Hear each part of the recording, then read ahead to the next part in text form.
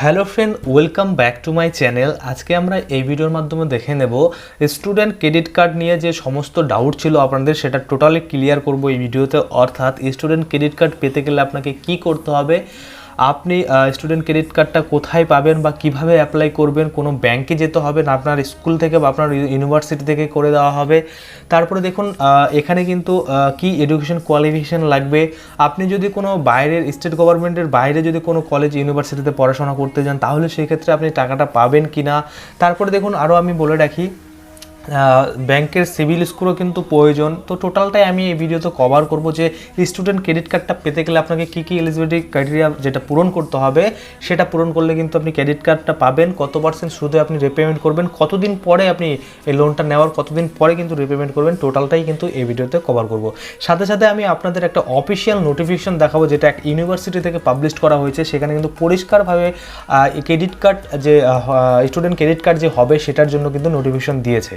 তো যাই হোক, আপনি কিভাবে আপনার নিকটবর্তী বা আপনি যে কলেজে বা যে স্কুলে পড়ছেন সেখানে কিভাবে যোগাযোগ করবেন যে ক্রেডিট কার্ডের সম্বন্ধে তাদের কোনো আপডেট আছে কিনা, টোটাল বিষয়টা কিন্তু এই ভিডিওতে কমপ্লিট করব।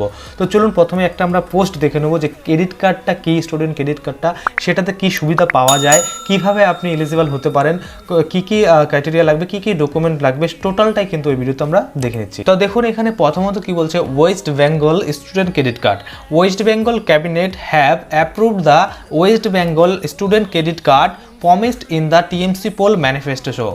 This credit card will be given to all eligible students to pursue high education. অর্থাৎ এখানে কি বলছে দেখুন, ওয়েস্ট বেঙ্গল যে ক্যাবিনেট অর্থাৎ মন্ত্রিসভা থেকে কিন্তু এটাকে অ্যাপ্রুভ করে দেওয়া হয়েছে, যেটা কিনা প্রমিস করেছিল টিএমসি ভোটের সময়, সেটাকে কিন্তু বাস্তবায়িত রূপ দিতে এটা ক্যাবিনেট থেকে পাস করা হয়েছে। তারপর দেখুন এই ক্রেডিট কার্ডটা কিন্তু হায়ার এডুকেশন করার জন্য কিন্তু দেওয়া হবে।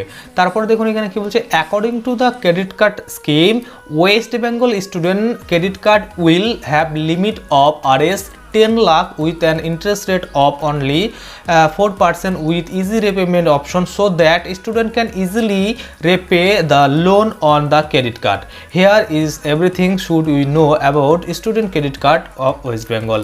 তো দেখুন এখানে বলছে যে West Bengal student credit card যেটা থাকছে সেটাতে কিন্তু 10 লাখ টাকার লিমিট থাকছে এবং ইন্টারেস্ট রেট যেটা দেখতে পাচ্ছেন 4% থাকছে ইজি রিপেমেন্ট করার জন্য। এবং এটা সম্বন্ধে বিস্তারিত এখন আমরা নিচে দেখে নেব। তো দেখুন এখানে বলছে টেবিল অফ কন্টেন্ট। এখানে প্রথমত আমরা দেখব what is the need for the student credit card যেটা আছে, এলিজিবিলিটি কি আছে, রেসিডেন্টাল এলিজিবিলিটি কি আছে, এডুকেশন, ফাইন্যান্সিয়াল, টোটালটা আমরা দেখবো। ডকুমেন্ট রিকোয়ার্ড কি লাগবে, ফিচার অ্যান্ড বেনিফিট কি আছে, সেটা কিন্তু আমরা এখানে দেখে নেব। তো প্রথমত বলে রাখি what is need for the student credit card, যেটা আপনাদের বললাম আমি আগেই যে অনেক স্টুডেন্ট আছে যাদের কিন্তু টাকার জন্য তারা ভালো হাই এডুকেশন করতে পারে না, হায়ার কোয়ালিটির ছাত্র থাকার সত্ত্বেও কিন্তু তাদের ফ্যামিলি পোর হওয়ার ক্ষেত্রে কিন্তু তারা সায়েন্স নিয়ে বা অন্য স্ট্রিম নিয়ে পড়তে গেলে তাদের অনেকটাই সমস্যা হয়, যার কারণে কিন্তু এই ক্রেডিট কার্ডটা চালু করা হয়েছে। তো দেখুন এখানে প্রথমত বলে রাখি এলিজিবিলিটি ক্রাইটেরিয়া কি আছে। তো দেখুন এখানে রেসিডেন্টাল এলিজিবিলিটি কি আছে, you should be an Indian national to be an eligible for this scheme. অর্থাৎ আপনাকে অবশ্যই ইন্ডিয়ান হতে হবে যদি আপনি এই স্কিমের আন্ডারে আসতে চান। তারপরে দেখুন কি বলছে, your residential status should be in West Bengal. অর্থাৎ আপনি যে রেসিডেন্ট ওয়েস্ট বেঙ্গলের বাসিন্দা সেটা কিন্তু আপনাকে হতে হবে। তারপরে দেখুন আপনার যে এজ আছে সেটা কিন্তু 18 ইয়ার বা তার থেকে বেশি হতে হবে, অর্থাৎ 18 বছর তার বেশি হতে হবে। তারপরে দেখুন এখানে কি বলছে, you must have pass 12th or equivalent from institute recognized by the West Bengal committee, West Bengal board of secondary education or equivalent boards. অর্থাৎ এখানে আপনাকে কি বলছে যে আপনাকে অবশ্যই 12 পাস হতে হবে এবং কিন্তু এই বোর্ডগুলোর আন্ডারে হতে হবে যে রেকগনাইজ করছে ওয়েস্ট বেঙ্গলের আন্ডারে যে বোর্ডগুলো আছে সেগুলো থেকে। তো দেখুন এখানে কি বলছে, all the above educational institute need to be situated in West Bengal. অর্থাৎ এখানে কি বলছে যে প্রত্যেকটা ইউনিভার্সিটি বা বোর্ড যেগুলো থাকবে, আপনি যেখানে পড়াশোনা করবেন এডুকেশনাল ইনস্টিটিউট, সেটা কিন্তু অবশ্যই এই ওয়েস্ট বেঙ্গলের মধ্যে হতে হবে। অর্থাৎ এখানে কিন্তু আপনারা ক্লিয়ার হয়ে গেলেন যে বাইরের ইউনিভার্সিটি যদি আপনি পড়েন তাহলে কিন্তু আপনি এই সুবিধাটা পাবেন না। তারপর আমরা দেখে নেব এডুকেশন এলিজিবিলিটি। এডুকেশন এলিজিবিলিটিতে কি আছে দেখুন এখানে কি বলছে, if you are a degree holder of one level you will not be covered for the same groups degree under this scheme. অর্থাৎ এখানে বলছে আপনি যদি একটা ডিগ্রি করেন এবং সেম ডিগ্রি করার জন্য কিন্তু আপনি টাকা আবার এটা পাবেন না। যেমন এখানে এক্সাম্পল দিয়ে বলছে, if you are currently studying science graduate, অর্থাৎ আপনি সায়েন্স নিয়ে যদি গ্র্যাজুয়েট করছেন, you are not eligible for the graduate level courses for studying again in any other faculty of arts, science and commerce. অর্থাৎ আপনি যদি গ্র্যাজুয়েশন করেন science নিয়ে, তাহলে কিন্তু আপনি আবার ওই টাকাটা দিয়ে এই আর্টস, সায়েন্স বা কমার্স কোনো কিছুই কিন্তু আর করতে পারবেন। তো এখানে আপনারা দেখতে পাচ্ছেন যে এটা বলছে যে হায়ার এডুকেশনের জন্য এই যে এই কোর্সগুলো এটাতে কিন্তু আপনি এলিজিবল হতে পারেন। তারপর দেখুন যে you have enrolled or selected for enrollment for pursuing higher education in the education institute recognized by the agencies of Bihar of government or another state government or the central government। অর্থাৎ এখানে বলছে আপনি যদি already একটা এমন কোনো স্কিমের সাথে এনরোল হয়ে থাকেন তাহলে কিন্তু এটা আপনি পাবেন না। তারপরে দেখুন এখানে কি বলছে ফাইন্যান্সিয়াল এলিজিবিলিটি কি লাগবে, আমি যেটা আপনাদের বলেছিলাম সিভিল স্কোর কিন্তু ভালো হতে হবে। তো এখানে বলছে দেখুন your civil score will be decide the fate of the student credit card, West Bengal student credit card. অর্থাৎ এখানে বলছে আপনার কিন্তু যে স্কোরটা আছে সিভিল স্কোর সেটাও কিন্তু চেক করা হবে। দেখুন এখানে বলেছে if your civil score is 700 or more then the bank manager will sanction the credit card limit, otherwise the next higher authority will approve the same। তো দেখুন এখানে ডকুমেন্ট রিকোয়ার্ড কী কী লাগবে সেটা আমরা দেখে নেব। এখানে দেখুন ডকুমেন্টস লিস্ট করে দিয়েছে, ফিল অ্যাপ্লিকেশন ফর্ম, যেটা আপনাকে অ্যাপ্লিকেশন দেওয়া হবে সেটা অ্যাপ্লিকেশনটা ফিল করতে হবে, সাথে কিন্তু অ্যাপ্রুভ কোর্স স্ট্রাকচার, অর্থাৎ আপনি যে কোর্স করেছেন অ্যাপ্রুভ হয়ে গেছেন সেটার জন্য কিন্তু স্ট্রাকচার যেটা আছে সেটা দিতে হবে। ফি শিডিউল লাগবে, অর্থাৎ আপনি যে কলেজে ভর্তি হচ্ছেন সেটার যে ফি আছে সেমিস্টার ফি কত কি আছে কেমন কি সেটা কিন্তু একটা শিডিউল থাকে সেটা লাগবে। তো দেখুন এখানে 2 পাসপোর্ট সাইজ ফটো, এখানে কিন্তু আপনার 2টা ফটো লাগবে। তারপরে কি বলছে দেখুন marksheet of 10th and 12th standard, অর্থাৎ আপনার মাধ্যমিক এবং উচ্চ মাধ্যমিক যে মার্কশিট সেটা কিন্তু লাগবে। তারপরে দেখুন এখানে কি বলছে the document for enrolled or selected for enrolment for pursuing higher educations, আপনার ডকুমেন্টগুলো কিন্তু লাগবে যে আপনি সিলেকশন হয়েছেন যে হায়ার এডুকেশনের জন্য, অর্থাৎ আপনি কোনো কোর্সে ভর্তি হতে যাচ্ছেন আপনার নাম এসেছে মেরিট লিস্টে সেটা কিন্তু লাগবে। তারপরে এখানে দেখুন document for proof of address, আপনার যে অ্যাড্রেস প্রুফ সেটা লাগবে।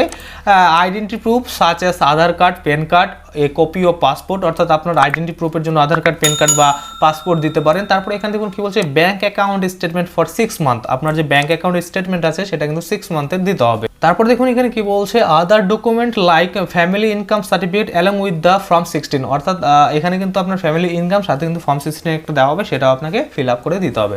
তো এটার ফিচার্স কি আছে আমরা ফিচার্স আগেই জানি, এটা কিন্তু 10 লাখ টাকা অবধি পাওয়া যাবে, এটা কিন্তু একটা বিশাল ফিচার্স। তারপর দেখুন ইন্টারেস্ট রেট যেটা কিন্তু লো আছে একদম 4%, সেই টাকাটা কিন্তু আপনার যদি ছাড় দেওয়ার মতো থাকে সেটা কিন্তু দিয়ে দিবে। তারপর দেখুন credit card repayment begins once the course is complete and you secures a jobs, অর্থাৎ এখানে বলছে আপনি যখন আপনার কোর্সটা কমপ্লিট করে নেবেন তখন কিন্তু আপনার রিপেমেন্টটা শুরু হয়ে যাবে। তো দেখুন এখানে কয়েকটা বলেছে ফিস অ্যান্ড এক্সপেন্সিভস, তো এখানে দেখুন fee payable to the college and hostel, এখানে আপনি এই স্টুডেন্ট ক্রেডিট কার্ডের যে টাকা সেটা দিয়ে আপনি কিন্তু কলেজের বা হোস্টেলে কিন্তু পেমেন্ট করতে পারবেন। এক্সামিনেশন লাইব্রেরি এগুলোর কিন্তু পেমেন্ট করতে পারবেন। আপনি যে বিল্ডিং ফান্ডেবল যেগুলো হবে মানে ইনস্টিটিউটে যত কাজ হয় যেটার জন্য আপনার টাকা নেওয়া হয় সেটা করতে পারেন, আপনি বই কিনতে পারেন, আপনি কম্পিউটার কিনতে পারেন যেটা আপনার দরকার হবে এখানে।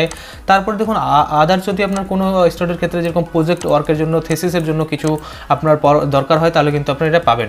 আর এখানে একটা জিনিস পরিষ্কার করে বলছে while computing the loan required scholarship fifth wives etc if any available to the students barriers may taking into account if the scholarship component is included in the loan assessment it may be ensured that the scholarship amount get credited to the loan account when received from the government, অর্থাৎ এখানে বলছে যে student credit কার্ডটা নেবে সেই credit কার্ডে আপনার কিন্তু যে স্কলারশিপটা থাকবে, অর্থাৎ আপনি যদি স্কলারশিপ পান তাহলে কিন্তু আপনার স্কলারশিপটা অটোমেটিকলি ক্রেডিট কার্ডে কিন্তু জমা হয়ে যাবে। অর্থাৎ আপনি টাকা খরচ করছেন ক্রেডিট কার্ড থেকে, তাই কিন্তু আপনি যদি 24,000 টাকা ধরে নিলাম যে স্বামী বিবেকানন্দ স্কলারশিপটা হয় সেটা আপনি পাবেন, তাহলে কিন্তু 24,000 টাকা অটোমেটিকলি আপনার যে লোন অ্যাকাউন্ট আছে সেখানে কিন্তু জমা পড়ে যাবে।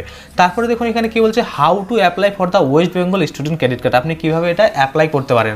তো এখানে বলছে wait for the rules and regulation and application procedure from the state government, অর্থাৎ এখানে আপনাকে ওয়েট করতে বলছে রুলস আর রেগুলেশন যেটা কিন্তু স্টেট গভর্নমেন্ট দ্বারা লাগু করা হবে এবং কিভাবে আপনি সেটা করবেন ডিটেলসে কিন্তু একটা ফর্ম অ্যাপ্লিকেশন দেওয়া হবে, সেটা অ্যাপ্রুভ প্রসেস কী থাকবে সেটাও কিন্তু বলে দেওয়া হবে।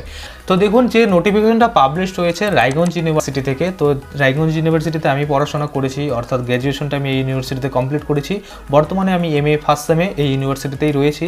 তো এই পাবলিশ করা হয়েছে নোটিশটা দেখুন 31/5/2021। তো এখানে কি বলছে দেখুন 2 দিয়ে বলা আছে Shri Anup Sengupta special secretary, department of higher educations, government of West Bengal, Bikash Bhavan, Salt lake city, Kolkata 700091। সাবজেক্টটা কি দেওয়া আছে দেখুন, selections of nodal officer and help desk officer for Raiganj university for students credit card scheme. অর্থাৎ স্টুডেন্ট ক্রেডিট কার্ড যে স্কিমটা রয়েছে, প্রকল্পটা রয়েছে, সেটার জন্য কিন্তু একজন নোডাল অফিসার আর হেল্প ডেস্কটা ম্যানেজ করার জন্য কিন্তু দুজন অফিসারকে নিযুক্ত করা হবে, যারা কিন্তু এই সেকশনটাতে এরা বসে দেখবে বা কোন স্টুডেন্ট করতে চায়, কি অ্যাপ্লাই করতে, মানে যত রকমের প্রবলেম বা কীভাবে করবে টোটালটাই কিন্তু এই হেল্প ডেস্ক অফিসার আর নোডাল অফিসার এরা দেখবে।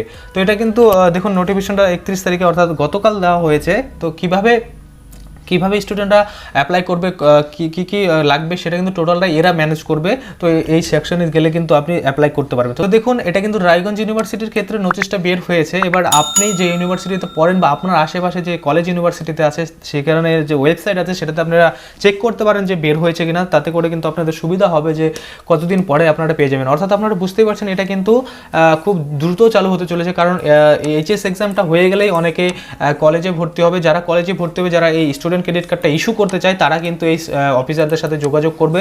যখন ফর্ম ফিল আপ করবে ওই কলেজে, তখন কিন্তু ওরা যোগাযোগ করে ক্রেডিট কার্ডটা বানাতে পারবে। তাহলে আপনার ক্লিয়ার হয়ে গেলেন যে স্টুডেন্ট ক্রেডিট কার্ডটা কি সুবিধা রয়েছে, কি এলিজিবিলিটি ক্রাইটেরিয়া রয়েছে, ডকুমেন্ট কি লাগবে, আপনি কোথা থেকে অ্যাপ্লাই করতে পারেন, ফর্ম কীভাবে ফিল আপ করুন, টোটালটাই কিন্তু এখানে আপনি দেখে নিলেন। তো আজকের জন্য ভিডিওটা আমি এখানেই শেষ করে দেবো। যদি ভিডিওটা ভালো লাগে তো অবশ্যই একটা লাইক করে দেবেন।